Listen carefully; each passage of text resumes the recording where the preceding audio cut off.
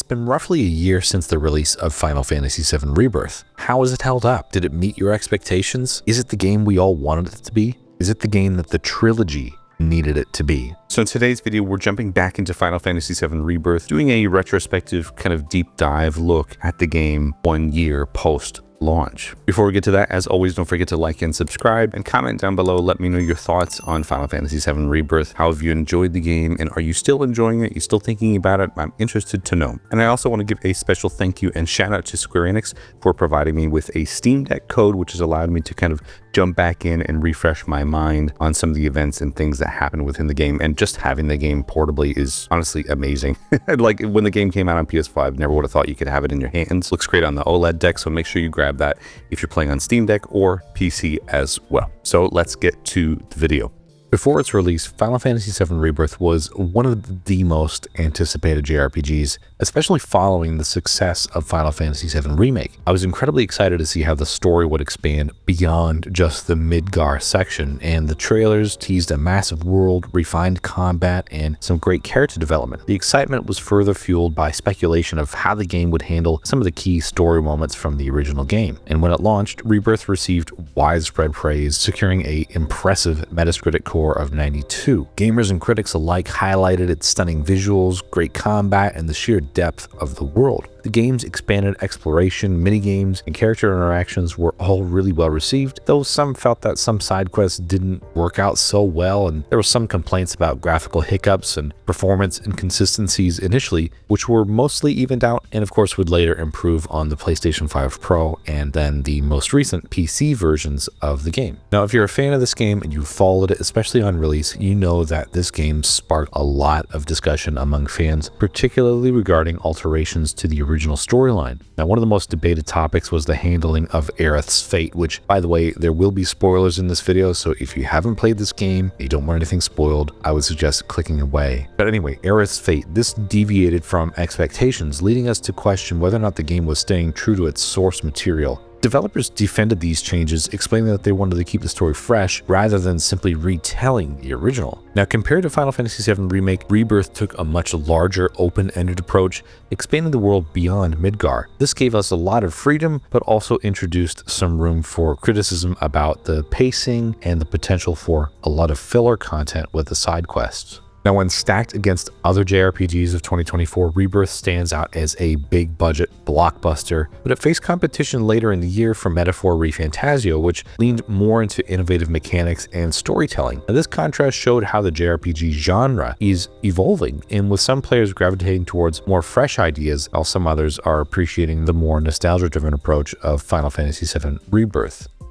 Final Fantasy VII Rebirth builds on the foundation of the original by deepening character arcs, reimagining key story moments, and expanding the game's world. Rather than simply recreating the past one-to-one, the developers took a fresh approach to storytelling, making the journey feel both familiar and new, which was one of my main concerns. How can they fill out the story, which is essentially the second half of Disc 1 of the original game? In Rebirth, the main cast receives greater focus with more backstory, emotional depth, and more development than in the original. This allowed us to connect more deeply with the characters and their relationships, making the story even more impactful than I would have ever anticipated. Now, while the game follows the same general storyline, several iconic moments have been altered to keep players guessing. Some changes challenge expectations, ensuring that even longtime fans like me don't know exactly what's going to come next. The dev team has deliberately avoided a straightforward remake, instead aiming for a fresh, engaging narrative, which plays into the idea that this obviously isn't a remake in the typical sense. It's a remake of the timeline. More on that soon, so please stick around for the timeline section of the video. Now, beyond the story changes, Rebirth also expanded the world itself in wonderful ways. There are more locations to visit, new lore to uncover, and additional side content that helps flesh out the setting. It's got a greater sense of immersion, encouraging exploration and discovering different things as you go in your journey. By blending nostalgia with this kind of innovation, Rebirth managed to respect its roots successfully while offering an experience that really feels modern and exciting. Now, hang on, before we go any further, did you guys know that almost 90% of the people that watch my channel on the regular are not subscribed? So please make sure to subscribe if you like weekly JRPG content, and you can also support this channel by doing memberships. Hit the join button down below. There's a couple different tiers. You get a couple different rewards. So if you want to support me further, you can do that as well. So let's get back to another interesting point on Rebirth. This discussing the gameplay. Now, speaking of modern and exciting, the battle system and gameplay of Final Fantasy VII Rebirth is an absolute standout feature to me, continuing the hybrid action RPG style introduced in Remake, blending real-time combat with strategic elements. We're treated to a fast-paced, dynamic battle system where we control the characters directly in the heat of the moment, while also utilizing classic RPG mechanics like magic, abilities, and items. A new addition to the battles overall is the synergy system, where certain characters can link their abilities in creative ways to deal more damage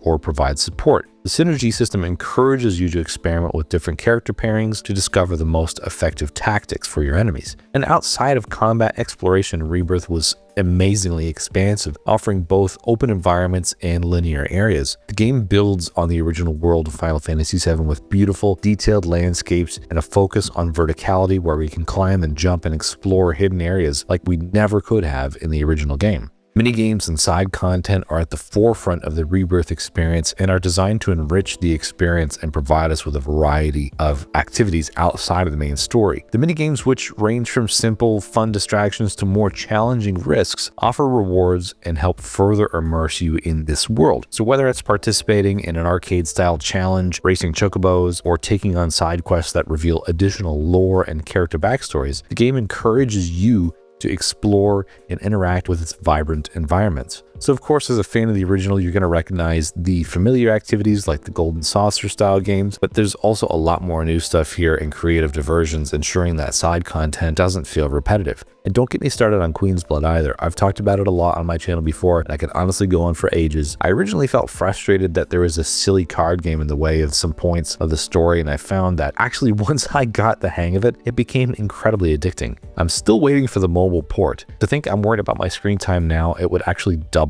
if we got Queen's Blood on phones. I mean, I would love that. But beyond minigames, Rebirth offers a wealth of optional quests and exploration opportunities. You can take on side missions that involve battling tougher enemies, uncovering secret spots, or even helping NPCs with their personal stories if you care to do so. These quests not only provide you with valuable rewards such as items, gear, or materials, but also contribute to the character development and world building. The game's open world elements give you the freedom to explore new areas at your own pace, uncovering hidden treasures and new challenges, and making side content a key part of the experience. Yes, you can skip it. Yes, some people do think it's a bit bloated, but me personally, I enjoyed every second of it, and I'm somebody who doesn't care about side content at all. Overall, I'd say the gameplay has been pretty widely praised, delivering a mostly enjoyable experience that's going to appeal to action game fans and traditional RPG lovers.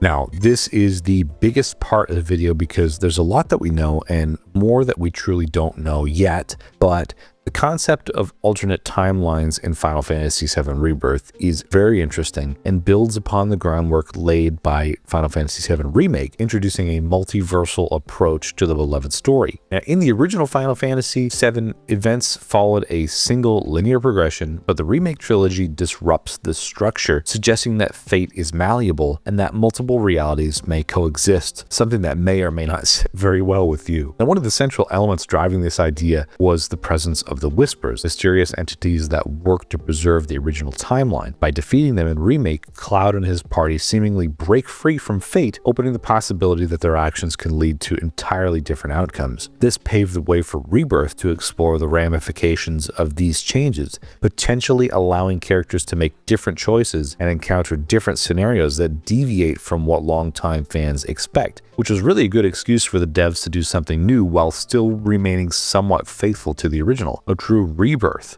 of the timeline.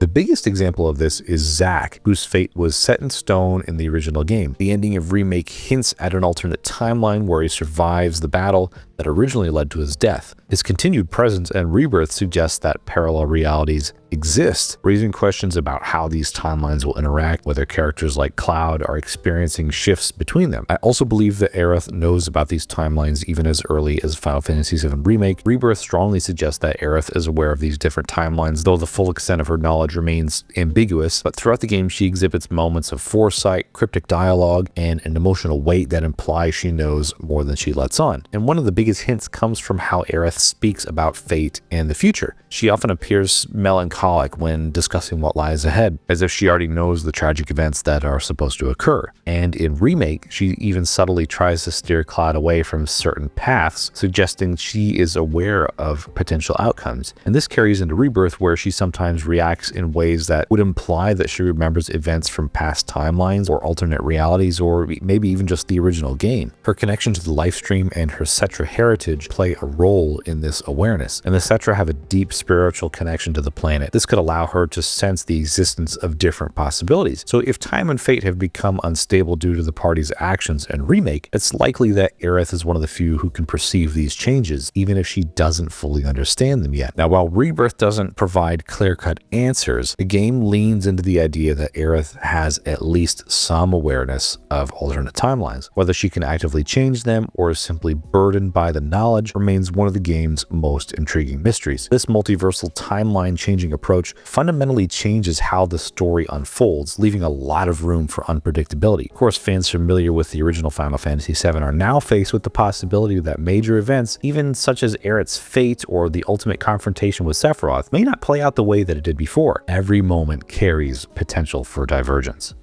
So with some of the crazy timeline stuff out of the way, what does the future look like for the third and last installment of the trilogy? Now, of course, Rebirth was very highly anticipated, but it doesn't mean that it performed as well financially as Square-Enix had hoped. Alongside Final Fantasy XVI, the game fell short of sales expectations, which led to a lot of talk online, in the middle point of the year last year, and it's also led the company to rethink its release strategies. One of the major factors was Rebirth's PlayStation 5 exclusivity, which limited its potential audience. And moving forward, Square has to reconsider how it handles platform exclusivity to ensure wider availability and better sales. Now, it's almost a year since the release of the PlayStation 5 version, and we're only getting this game on PC. Hopefully we get this game available on Switch 2 at some stage this year, further widening the audience or potential audience for the Remake trilogy. This game also has significantly influenced the future of Final Fantasy by refining the series' approach to storytelling, gameplay, and world building. The game deepens the reimagining of Final Fantasy VII by doing a lot of things that I've mentioned in this video before, by expanding character arcs, new narrative elements, and some fresh twists that set it apart from the original. By embracing a semi-open world structure and refining its action-based combat in a way that we didn't expect from Remake, which was already really great, Rebirth establishes a model that future titles should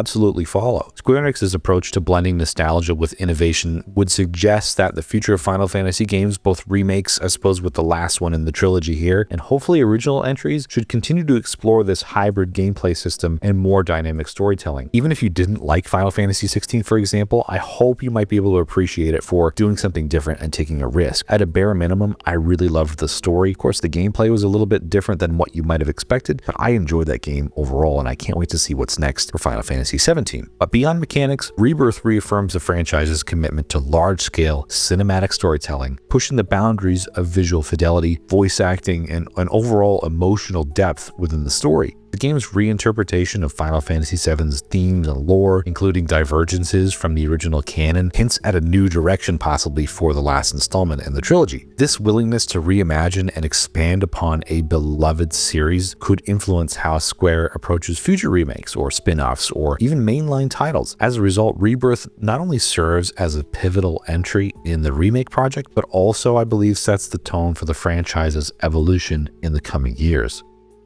Now, my personal thoughts on Final Fantasy VII Rebirth: this was my game of the year in 2024. I thought it was the complete package for me. It's very rare that I play through a game, finish it, and then play the entirety of the game again, including side content. I rushed through this game, initially finishing it in about 33 hours, purely because I wanted the story payoff. I didn't want it spoiled. And once I finished the main game, I went straight to YouTube and watched all the deep dive videos on the story and all the timeline stuff. And even still now, I will go back and check out new theories, new things that are coming out, even new information for the next game. I think the thing to remember with this game is that this is the second game in a trilogy. So while some of us might be confused by the ending or might be underwhelmed by certain features within the game, this is one piece of a trilogy. It's meant to be the middle game. I would hope that some things are further refined or better refined in the third game, whatever they decide to call it. I'm happy for the same amount of minigames to be there, but if they decide to not go that way, that's totally fine as well. I would at minimum love to see more Queen's Blood and hopefully, like I mentioned earlier, a mobile port to the game. I want the battle system continue to be refined however they can do that. I mean, if they can go from remake to rebirth, they can go from rebirth to whatever else that's going to be, because it was just a simply amazing jump. And in terms of story, I was really satisfied with the ending, the payoff that we had. I felt like initially it soured my experience overall, but I'm pretty sure that was the intention. It was there to kind of make you stop and think, wow, I don't know how I feel about that, because we're seeing that same exact thing from Cloud. You know, it's that whole unreliable narrator thing. So I'm really eager to see what's next for the story. I'm eager to see what's next for the series overall. I cannot wait to get into this next game. So 1 year later, I think Final Fantasy VII Rebirth is still an amazing masterpiece of a game. And it's a game that I'm going to be thinking about for a very long time. So Final Fantasy VII Rebirth was the complete package for me. I loved it at launch and I still love it now, even revisiting it on my Steam Deck with the PC release. So please make sure you go support that if you have a PC or a Steam Deck. It's just a really great and accessible way to play the game. And let me know your thoughts down below in the comments. What do you think of Final Fantasy VII Rebirth? How is it holding up 12 months after launch? And what are your expectations for the final game in the trilogy? I'd be very interested to know. So thanks so much for watching. We'll see you guys on another video. Bye-bye.